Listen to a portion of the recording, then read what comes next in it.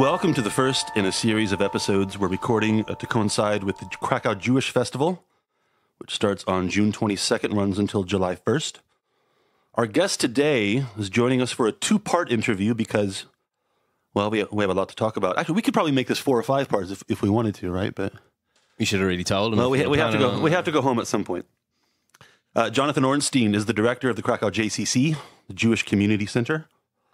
In this first part of our chat, we'll talk about the JCC, some of the good work they do, and later in the second part, we'll turn to some other broader issues. But first, Jonathan Ornstein, welcome to the KrakCast. Thank you. I'm a fan of the podcast. Thank you. Oh, thank you very much. Fan, huh?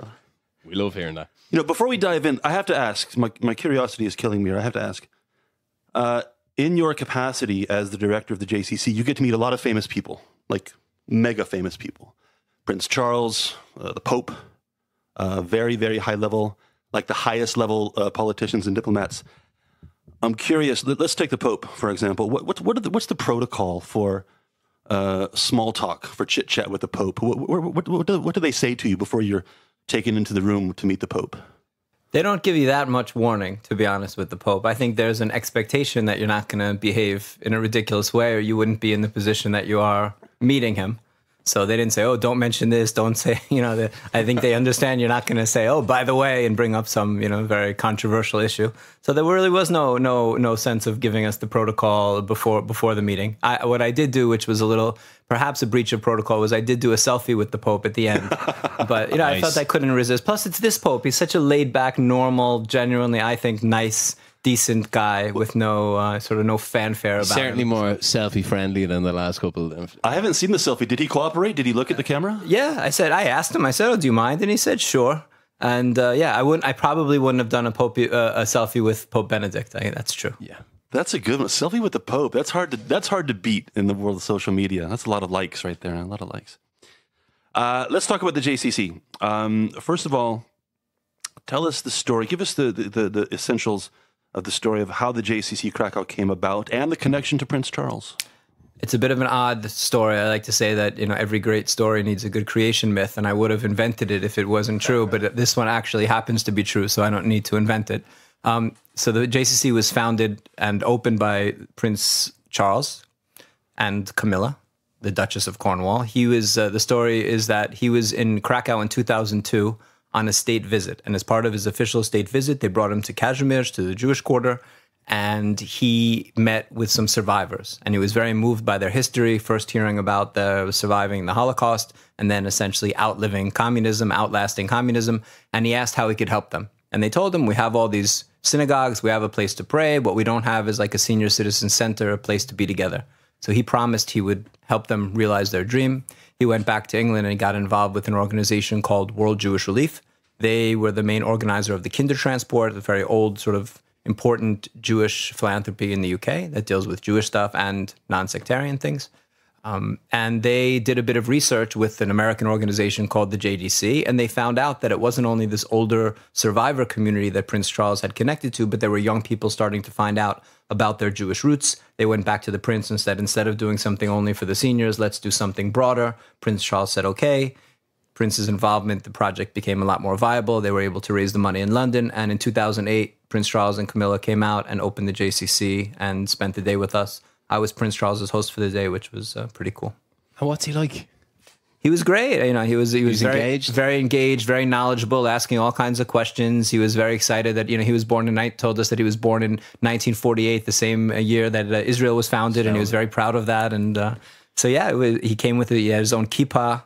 We asked if we had to provide one, and he was very excited. His people told us he's very excited that he has his own one, which has the royal crest on it. So it was a lovely day. I think in the Jewish world, people don't really associate Prince Charles with anything Jewish. There's not much history there, but without him, the center wouldn't have been opened. Wow. And a slightly childish follow-up, because when I heard the thing about Prince Charles, I was wondering, is that why you spell center correctly? You're an American man, where they... Correct. Yeah, the money for the center came from the charity from the UK. And when I pointed out that a lot of our visitors would probably be Americans and that maybe the ER spelling would make more sense, they said we paid for the building. Spell it R-E. Hard to argue with that, isn't it? There's some things the royal family do not compromise on. No. I'm curious about the JCCs, Jonathan, because there are JCCs actually all over the world, right? Cities all over the world. So are JCCs something like branches of the same organization, or are they somehow affiliated but independently run? Yeah, they're all independent. So some of them are called JCCs, some have different names, but you have about 1,100 of them around the world, and they're just centers that are devoted to serving the local Jewish community and beyond the Jewish community. You somehow work together, cooperate in some way? Yeah, to some degree. There's a North American Association, which is a much stronger, which the centers there in the US and Canada are much more strongly affiliated with them. They do things, whereas we have a very loose network with JCC Global, which sort of connects the JCCs around the world, but in a very, very loose sense. What are the other JCCs in Poland? There is a JCC in Warsaw as well. Just the two? The two of us, yeah. Possible that a third one will pop up somewhere one day? Or Absolutely. They contacted me recently from Gdansk and people from the local Jewish community there, and I think have registered JCC Gdansk and are now asking me for help in terms of how to get that up and running. Curious that Łódź is not in the conversation, given the size of the pre-war Jewish community in Łódź. Well, the pre-war Jewish community was the pre-war Jewish community. Yeah, Łódź. Łódź has a Jewish community that's has its own issues and is doing well in some sense. Wrocław is probably, I would say, the most logical next community that could use a JCC, where there's sort of a growing, thriving community. I think Wrocław. I think Warsaw, Krakow, and Wrocław are the three strongest Jewish communities in Poland. So looking forward down the road 10 years, it's not hard to imagine 4 or 5 JCCs all over the country. I think that's very possible. Very nice. Now, a bit of a confusing matter for us. I hope you'll clarify some things for us. What is the relationship, the formal relationship between the JCC and the Jewish Festival, if any? Sure. The Jewish Festival is an independent institution. Janusz Makul, who's one of the co-founders of the festival, is still running it. He founded it 30 years ago. And we're a partner of the festival. So we host some festival events in our building during the festival that we co-organize with them. And we have some that are accompanying events. And I see it as a very strong partnership. So I imagine over the years, this partnership has kind of grown and become deeper, more events, more connections, more activity generally, I guess, yeah? Yeah, absolutely. I mean, there are a few different institutions. Galicia Jewish Museum here in Kazimierz also is a partner of the festival, and they're hosting different festival events and their own events. So it's sort of the Jewish Culture Festival is the Jewish Culture Festival, and then there are other Jewish institutions like ours that are cooperating with them, and it sort of makes the festival, I think, much bigger than if it were only the festival producing events. Isn't there an organization in Krakow? Sorry, I don't know the proper name for it, but maybe the gmina, the Żydowskie gmina, that's responsible for the cemeteries, maybe, and the synagogues, or who are the other actors, so to speak? So there is an organization called the gmina, which is sort of the Jewish religious congregation of Krakow. They're the ones who are officially in charge of Jewish life, or as the representative, like vis-a-vis the government, and they're also the ones who have received a lot of restituted community property back. So synagogues, cemeteries, a lot of the buildings that were Jewish community buildings before the war have been given back to that organization. At the JCC, I think a lot of the people that visit you and become members, they, at some point in their lives, they kind of discover, if that's the right word, that they have a Jewish element in their family tree, a Jewish heritage. And for some people, it might be odd that adults or people in middle age can discover something they didn't know about their family. Can you give us maybe an example, anonymous if necessary, to kind of illustrate how this can happen, how you can discover something you didn't know about your own family? Sure, and it's happening at all different ages. I would say more often it happens with younger people, teenagers or people in their 20s. I think you need to understand a little bit about the history that Poland was such a Jewish place before the war. It was 10% Jewish, 3.5 million Jews here. And then over 90% were killed during the Holocaust. And then during communism, there was a time where the Jews either had to leave or go underground in 1968, 50 years ago. So the Jews that stayed after 1968 essentially went underground, and they hid their own identities from their friends, or very often even from their own families, from their own children. So since 1989, as the country has become free once again, and people can explore their own past, and the environment has changed, and being Jewish is once again acceptable, and people are largely free from anti-Semitism, then people are finding out from their from their parents and from their grandparents that there's sort of something else in their background that they didn't know about before. For example, there's a young woman who runs our student club, Marziana, who runs Hillel. And it's a very interesting story. She's about 26 now, and she was 13. She was sitting at home and just messing around on the computer and decided to Google her last name. She Googles her family. She sees that the name changed, and she calls into the other room to her mom, says, "Ma, what's going on? I see that the family grandparents or so changed the family name. What, are we German?" And her ma, without missing a beat, goes, "No. What, we're Jewish. What, you didn't know?" And she's like, "No, ma, you never mentioned that." But her mother had brought her to different Jewish events and sort of connected her to Jewish culture, but hadn't felt, I guess, able until that point to tell her that she was actually Jewish. So it's you think the trauma was so deep in the Jewish community here, what they went through in the Holocaust and then during communism, that it's not that strange that people aren't just automatically telling people. But we have there are a lot of amazing stories of how people find out. This is something that happens from time that you hear from time to time. Stories like this, all the time. People are coming in all the time. Not only people that come in, but random people. I was in a taxi. I said, "Oh, take me to Miodova 24, the JCC address," and the guy goes, "Oh, that's the Jewish building," and I'm like, "Uh-oh, here we go." And he goes, "Oh, I'm not Jewish." I go, "No, of course not." He goes, "Yeah, but I've always had a soft spot for Jews because my mother's mother was Jewish." So, people don't always understand the way that it works in Judaism. That if you have some Jewish roots, that makes you Jewish. They don't. Sometimes they find out, and then that's a thing. And sometimes they know, but they don't know that they know. So what's the first step? Let's say this taxi driver that you were talking to, let's say he wakes up and he has some kind of, I don't know, moment where he says, wait a second, that, through certain interpretations of Judaism, I'm Jewish. He goes to the JCC, Miodova 24. He walks through the door, tells a story. What's the first step on your side? What do you say? We would welcome him. We would explain that his story is not that unique, that there are a lot of other people who are going through this, and we would invite him to meet other people. I mean, for us as a JCC, from my point of view, the most important aspect of Judaism, whatever that is, because to me it's much larger than a religion, because you don't have to believe in something or be religious to be part of it, is community. And we want, for us, there's an idea that these people, like the taxi driver or like this young woman who found out, are people who are cut off from their own identity. And we owe it to them to at least offer them a chance to reconnect. So for us, the big thing isn't, oh, now you have to go and start praying or go learn all the prayers or learn Hebrew or something. It's, yeah, there's a community here. There are other people also on some kind of journey connecting to their past, to their Jewish background. And please check it out.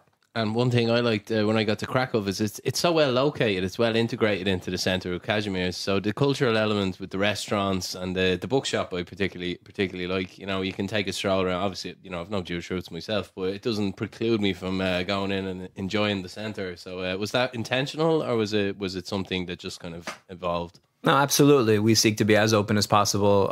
We have, last year we had 125,000 people came through our building, which is just a huge number. We have 55 non-Jewish volunteers.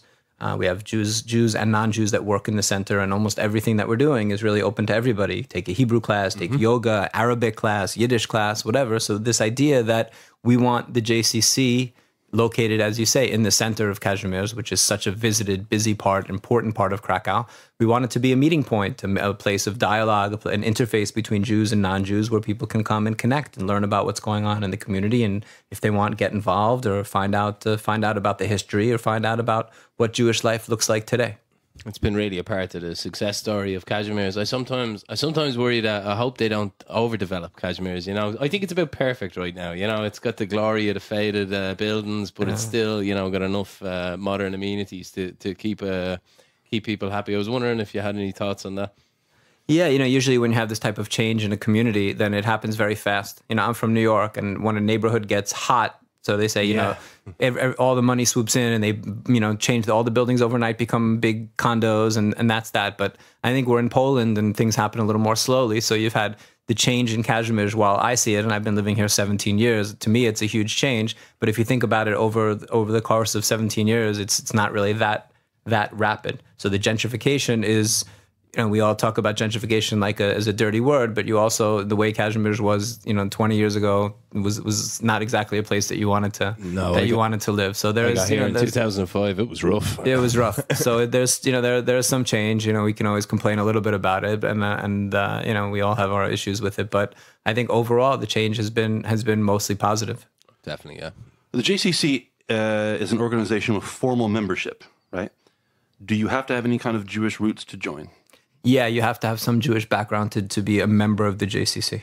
But it's important to know that everything that we're doing is really open to everybody. But just because we're trying to rebuild a community and there's no, the JCC membership is our best guess of how many active Jews there are in the city at any given time. So membership is membership, but there's really ways for anybody to get involved, Jewish or not Jewish. You mentioned numbers, and I imagine you've been asked this many times before. I don't know if there's a good answer for this. If not, just say so. Is it even possible to give a rough estimate as to the number of Jews living in Krakow today? No, but I'll try. I think that it's clear to us that the number is much higher than the JCC members. I'll give you just a quick story. There's a young woman who found out she's Jewish. She was on her mother's side, so there's no question about full acceptance or anything in the Jewish world. It's complicated, matrilineal versus patrilineal. Anyway, she has a mother who doesn't feel Jewish. She has a grandmother. She has a brother that doesn't feel Jewish. The mother has a brother and sister, and the brother and sister have children. So in that one family, according to Jewish law, there are 12 Jews, because 12 people have a Jewish mother. Okay. And she's the one person that stands up and self-identifies. So I don't know how, in that one family, I could make a case that there's one Jew, and I can make a case that there's 12 Jews. And so it's very hard to say. So I think very complicated. I think in Krakow, probably by our definition of Jewish, which means that you have a Jewish grandparent, at least, and you're sort of self-identifying, the potential there is a few thousand people for sure. 1 out of 4 grandparents is enough to 1 out of 4 grandparents is enough, and that has to do with the law of return, which grants you citizenship to Israel, which comes from the Nuremberg laws. In other words, what the cutoff for the Nazis in terms of would you be persecuted as a Jew. So I think it would be in a place where if you had a Jewish grandparent, you would be murdered for being Jewish. It would be tough for us to say, or I think it would be ridiculous to say, you're Jewish enough for the Nazis and you're not, to be persecuted, but you're not Jewish enough for the JCC in Krakow. Sorry, tell me, did I get this right? Under the most broad, inclusive definition, you think the number is a few thousand, or under the most restrictive definition, a few thousand? Under the definition of how many people have the Jewish roots. So not all of them might know about it necessarily at this point. Not all of them will get involved. Some of them that get involved might not stay involved. There's all these subsections, but the potential is there when we understand the numbers that we started with before the war. So membership is restricted to people with some kind of Jewish roots. Are the events that the JCC puts on open to anyone or to members only? Open to everyone. And when we say restricted to Jewish roots, it also means if you were married to somebody Jewish and now you're a widow, a widower, you got divorced. We're really trying to be absolutely as broad as possible in terms of the membership. Speaking of events, there are a lot of them. Oh, by the way, the website is jcckrakow.org, by the way. Go there, and English page as well as a Polish page, obviously. Very impressive list of events and activities. One, I think you started last year, a Sunday school, right? Is that a recent actually, recent the Sunday school has been going on for a while. What we did start last year, which is very exciting for us, is a kindergarten. Kindergarten, yes. Yeah, so we have a Jewish kindergarten, Jewish community kindergarten. That's the first one of its kind that's open in Krakow in more than half a century. So it's a huge project for us and very, very exciting. I'm very impressed by the events, the number and variety of events you have for seniors. Listen to this. This is events for both the mind and body, by the way. Listen to what they have for seniors. Rehabilitation, yoga, English classes, mind training. What's going on there at the mind training? What is that? Mind training, Jedi type, I was thinking Jedi this is type kind situation. Of vague here. These are not the drones you were looking for. We're training Jedi in the JCC. Senior university sounds like a educational kind lecturers from the Agglonian University. We have art class, with them. Culinary workshop. Here's the one I want to ask about. Yeah.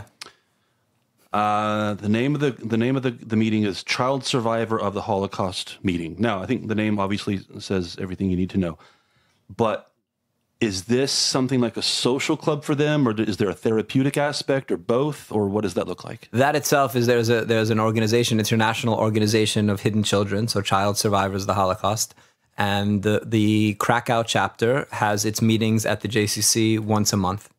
And we host them. It's social. They deal with some sort of business. They usually have, sort of what's going on in their organization. And there's a speaker. And then they have some snack. I'm actually on the board of the organization, so I'm always there with them and participating. I've seen on the JCC Facebook page that there are some people from that group who seem to be actually very engaging, very active, and just, very active members of the community. How would you characterize kind of the people in the group? Are they willing to share their experience, or kind of maybe reluctant, or all of the above? Or no, most of them I think are very willing to share their experience. You have to remember that these are Holocaust survivors who then chose to stay in Poland. And most of them were saved by Polish non-Jews. If not all of them there was some component, some element of being saved by non-Jews. So you're not dealing with people who are, the trauma is there because they survived the Holocaust, but they've stayed in Poland and they've had to come to terms with that in the country. So I think most of them are quite open in talking about their history. You also have Yiddish and Hebrew classes. And Arabic. And again, open to everybody, right? Open to everybody. Yiddish and Hebrew. By the way, how is your Yiddish and or Hebrew? My Hebrew is very good. My Yiddish I can understand, not really speak. Really? My Arabic is terrible. Well, I know a place where you can go to free classes, actually, if you want to. You're supposed to laugh there, Dave. Come on, yeah, I see John's working the comedy workshop that you got coming up next year. Yeah.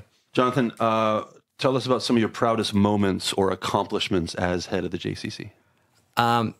I think opening the preschool this year was a huge step for the community. We can talk about building a future, and our slogan is building a Jewish future in Krakow. But the moment that you open a preschool, I think that's a concrete investment in the future and a strong sign of where where we're headed. I think our volunteer program is something to me that I'm incredibly proud of. The fact that we have 55 non-Jews who are helping out in the building, doing all different types of jobs and just being an important part of our community, whether it's helping with Shabbat dinners or in the reception. When you walk in the JCC, there's a young Polish non-Jew who's helping us rebuild Jewish life. I think that it speaks about two things. One, it speaks about sort of the way that we're a fun place to be. There's a good vibe in the JCC and young people want to be there.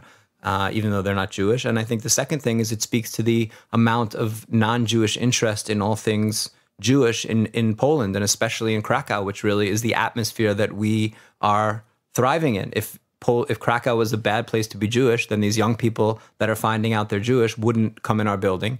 And I think that's really the key, which is, Poland as a place which is known very often as a place of anti-Semitism has changed very much. Not that there isn't anti-Semitism here, but it's certainly led by Krakow is one of the easiest, safest, and still best places to be Jewish, I think, in Europe. The website is jcckrakow.org. Jonathan Ornstein is our guest. This wraps up the first part of our interview. Come back after the break. Join us for part two. We're going to talk about some other issues about the world beyond the JCC.